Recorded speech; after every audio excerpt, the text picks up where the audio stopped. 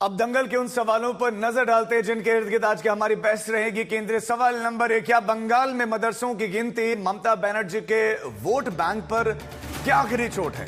सवाल नंबर 2, क्या बंगाल में जीत के बाद शुभेंदु अधिकारी बदले की कार्रवाई कर रहे हैं? और सवाल नंबर 3, क्या बंगाल में भी बीजेपी योगी मॉडल लागू करना चाहती है? अब अपोजिशन की तरफ से कई तरह के बयान और सवाल उठाए भी जा रहे हैं और अब चर्चा की शुरुआत करते हैं। खास मेहमान भी हमारे साथ जुड़ गए। हमारे साथ बीजेपी प्रवक्ता डॉक्टर अजय आलोक जुड़े हैं, हमारे साथ शुभांकर भट्टाचार्य जुड़े जो कि राजनीतिक विश्लेषक हैं, साथ ही साथ हमारे साथ कांग्रेस प्रवक्ता मीता चक्रवर्ती जुड़ी हैं, हमारे साथ AIMIM लीडर शादाब चौहान भी जुड़े हैं, हमारे साथ MRM कन्वीनर मोहम्मद फैज खान साहब भी जुड़े हैं क्योंकि इस समय आज तक के स्टूडियो में, और हमारे साथ राजनीतिक विश्लेषक एडवोकेट तौसीफ अहमद खान साहब भी जुड़े हैं।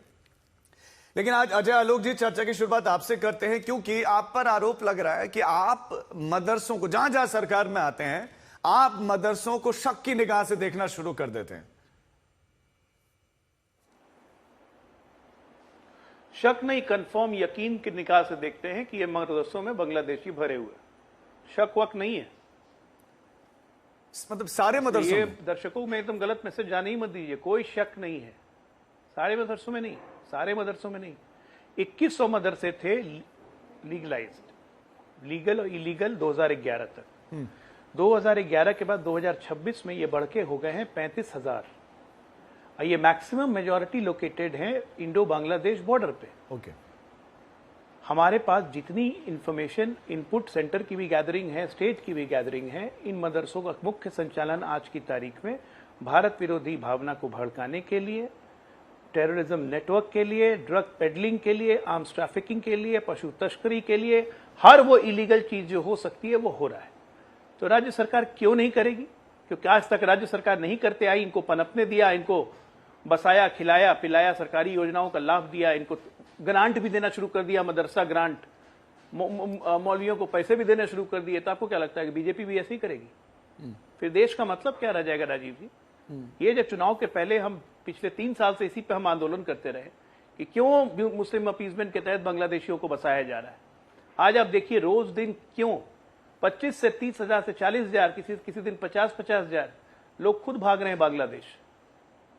ये कौन है? क्यों जा रहे हैं बांग्लादेश? आप तो नहीं जाएंगे बांग्लादेश। लेकिन वो आप पर ये तो आरोप लगा रहे हैं ना कि फिर आप जो कार्रवाई कर रहे हैं वो एक तरफा कर रहे हैं। मतलब आप सिर्फ मुस्लिमों को टारगेट कर रहे हैं, अल्पसंख्यकों को टारगेट कर रहे हैं। एक तरफा तो होगी बांग्लादेशी। नहीं, आप मुसलमान में अंतर समझिए। ये मुस्लिम को टारगेट नहीं है, ये बांग्लादेशियों को टारगेट है।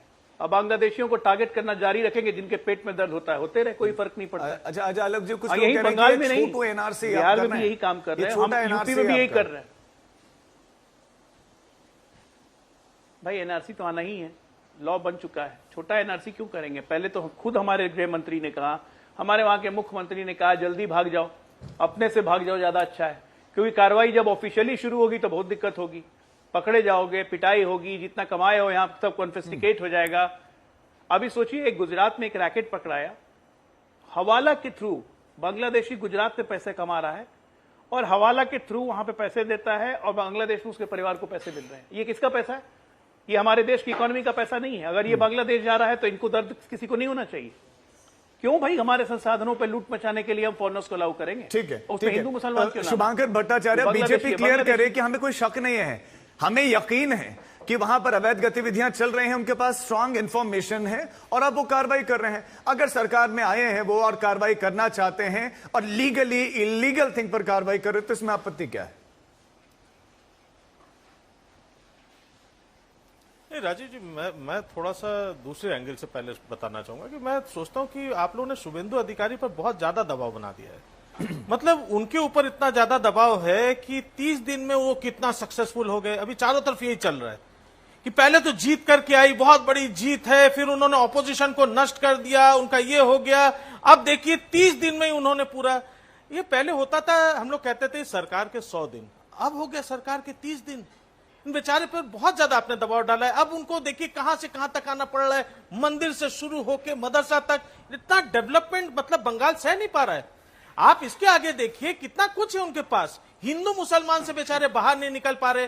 देश में पूरे जगह पे जो युवा हैं वो अपनी शिक्षा को लेके कॉकरोच बने घूम रहे हैं। लेकिन बंगाल में उनको जो सबसे बड़ी ज्यादा चिंता पड़ी हुई है, हिंदू मुसलमान कैसे कर लिया जाए।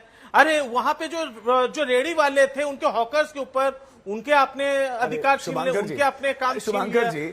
काम छीनने में अजय आलोक जी तो कोई डेटा के साथ आए हैं, वो कह रहे हैं वहां कि पे 2100 थे वैध, वहां 35,000 पहुंच गए। क्या जांच ना करें? सरकार की जिम्मेदारी है ना, सरकार क्या जांच परखे ना। और जो सवाल वो पूछ रहे हैं सर्वे में, आपको क्या आपत्ति है उनमें? नहीं, बिल्कुल सही बात है। हाँ। अरे सर, आप क्यों मेरे को खामखा अजय आलोक जी का दुश्मन करार दे रहे हैं? मैं तो उनसे दुश्मनी कर ही नहीं रहा। मैं तो सीधे सीधे कह रहा हूं कि अगर प्रति मदरसा 100 बच्चे हैं, समझ लीजिए 35,000 मदरसे जो हैं वो सारे के सारे बांग्लादेशी से भरे, जैसा अजय आलोक कह रहे हैं, तो कुल हुए 35 लाख बच्चे।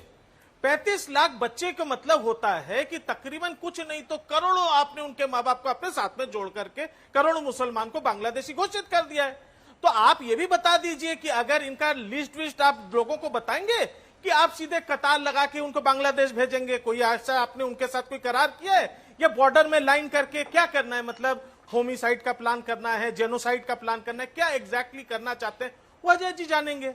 हमको तो इतना पता है बंगाल में डेवलपमेंट भरपूर हो रहा है। ये जो डेवलपमेंट हो रहा है वो बंगाल इतनी अच्छी तरीके से जो पचा रहा है। डॉक्टर अजय आलोक जल्दी से इस पर जवाब दीजिए। 30 दिन में देखिए कितना इसमें कर ले रहे हैं। 30 दिन में कितने लोगों को प्रताड़ित कर सकते हैं, 30 दिन में कितना हिंदू मुसलमान हो सकता है। ये सारी बातें बहुत डॉक्टर अजय आलोक, डेवलपमेंट ऐसे ही होता है।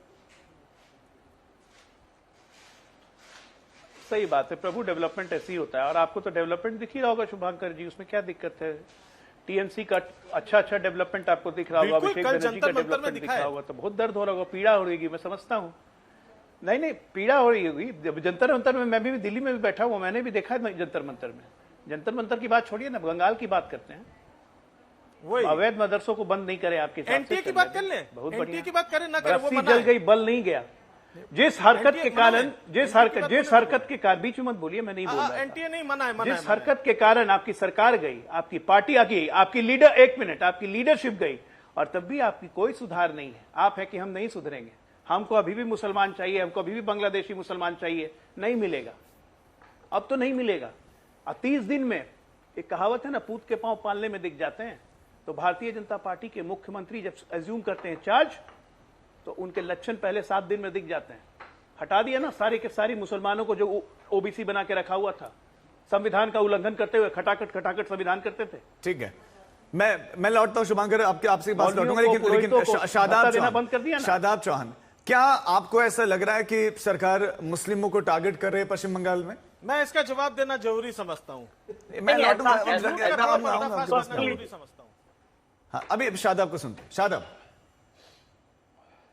देखिए, विडंबना इस बात की है कि शुभेंदु अधिकारी के पास रोजगार के लिए समय नहीं है, रोजगार पे बात करने के लिए, कानून व्यवस्था के लिए समय नहीं है। उनके पास वहां कैसे निवेश लाना है, इंफ्रास्ट्रक्चर डेवलप करना है, उसके बारे में उनके पास उस पर समय ही नहीं है। उन पे समय है कि गाय को 14 साल बाद आप स्लॉटर कर सकते हैं, इस विषय के लिए समय है। उनके लिए समय है कि मस्जिद मदरसे में जो या मंदिर में जो पुरोहित और मौलाना होते हैं उनकी सैलरी कट करना है। तो हिंदू और मुसलमान दोनों पे बराबर का टारगेट हुआ। तीसरा, उनके पास समय कि मस्जिद को, मदरसे को लेकर के आप वो सर्वे करा रहे। मेरा सवाल यह है अजय भाई, केंद्र में आपकी सरकार है, प्रदेश में आपकी सरकार है, आप एक कानून लेकर के आइए कि पूरे देश में जितने भी धार्मिक स्थल वैध या अवैध हैं उनकी एक सूची होगी, और वैध और अवैध होने का क्या क्राइटेरिया होगा ये आप बता दीजिए। दूसरी बात यह है कि इलाहाबाद हाईकोर्ट ने कहा कि अगर कोई मदरसा अपनी भूमि पर बना है तो वो अवैध नहीं हो सकता। रिकॉग्निशन और नॉन रिकॉग्निशन अलग विषय है, आप रिकॉग्निशन के लिए बोल सकते हैं। दूसरी चीज ये है कि जो आंकड़ा अजय भाई जितने गर्व के साथ दे रहे हैं, इतने बांग्लादेशी, अरे सर 14 साल से 12 साल से आपकी सरकार केंद्र में है, आपने क्या किया है? और पिछली सरकारों में कितने बांग्लादेशी जाते थे? और आप एक तरफ आपके मुख्यमंत्री योगी आदित्यनाथ बिजनौर में पाकिस्तानियों को भूमि देते हुए गर्व महसूस करते हैं, और दूसरी तरफ कह रहे हैं कि ये बांग्लादेशी है। आप ये तय कर लीजिए कि विदेशियों को आपको पहले देना है या भारत के नागरिकों को देना है। 80 करोड़ लोग राशन के लिए बाध्य हैं। ये इनका सबका साथ सबका विकास है, ये इनका न्यू इंडिया है। एक निकम्मा शिक्षा मंत्री इस्तीफा नहीं देता है और ये कहते हैं कि सीबीएसई के सचिव को हटा दिया हमने, और हटा करके क्या बनाया, कृषि का, उसको कृषि का सचिव बना दिया। यानी पहले शिक्षकों छात्रों का भविष्य बर्बाद किया, अब वो किसानों का भविष्य बर्बाद करेगा। तो अजय आलोक भाई को मिनिस्टर बनाना चाहिए पहले तो, मेरी आपत्ति ये है। सरकार में अजय भाई जैसे काबिल लोग होने चाहिए। ये धर्मेंद्र प्रधान को हटाओ और अजय आलोक को बना दो, तो मुझे उम्मीद है कि छात्रों के लिए और बच्चों के भविष्य के लिए कुछ बेहतर हो सकता है। आप फिर दूसरी तरफ चले गए थे, लेकिन छोटा सा रिएक्शन अजय आलोक आप दे ही दीजिए, फिर दूसरे मेहमानों के पास जाऊंगा। देखिए, मुझे आश्चर्य लग रहा है, मेरी चिंता कर रहे हैं वो बात नहीं है, लेकिन ये डेविएट करने का कितना अच्छा तरीका है और बांग्लादेशी मुसलमानों के प्रति, अपने कौम के प्रति एक कट्टरता के साथ खड़े होने का कितना नंगा खेल खेला जा रहा है टीवी पे। एक बार भी दोनों में से एक ने नहीं कहा कि बांग्लादेशियों को बाहर निकालना चाहिए। अरे पाकिस्तानियों को निकालो, बांग्लादेशी को निकालो, बांग्लादेशियों को क्यों ना निकाले? क्यों नहीं निकाले? बांग्लादेशियों को क्यों नहीं निकाले? एक बार भी किसी ने यह नहीं कहा कि बांग्लादेश, पश्चिम बंगाल में लॉ एंड ऑर्डर पे मुझे ज्ञान दे रहे हैं शुभेंदु, एक मिनट, तो आपको तो उसमें आपत्ति है ना? सुन लीजिए। नहीं, अजय आलोक कंप्लीट करें। अरे लॉ एंड ऑर्डर पश्चिम बंगाल में पिछले 20 दिन में, बस लॉ एंड ऑर्डर पिछले 20 दिन में अपसाइड डाउन टर्न हो गया और लॉ एंड ऑर्डर पे हमें ज्ञान दे रहे पश्चिम बंगाल में। पश्चिम बंगाल में ऐसा लॉ एंड ऑर्डर कभी नहीं था। जहां तक डेवलपमेंट की बात है, जहां तक ये बात है, इतने प्रोजेक्ट लाइनअप है। कल ही केंद्र सरकार ने अनाउंस किया कि 80 मेट्रो ट्रेन और भी कलकत्ता मेट्रो को देंगे। 500 किलोमीटर ज्यादा लाइन बढ़ाने जा रहे हैं। Bullet train from Siliguri to Delhi, ये कल केंद्र ने अनाउंस कर दिया है। पश्चिम बंगाल तो अपना काम करेगी सरकार, देखते तो जाइए बंगाल सोने की चिड़िया बनता कैसे। खैर आप तो यूपी में है, आप चिंता मत कीजिए। अरे बुलेट ट्रेन नहीं भाई, मेट्रो में चढ़ेंगे ना, मेट्रो में कलकत्ता की जनता चढ़ेगी ना, मेट्रो में कलकत्ता की जनता चढ़ेगी ना। आप रोजगार देंगे, ये बताइए कितने शैक्षिक संस्थान आप बंगाल में बनाने वाले हैं? प्रोजेक्ट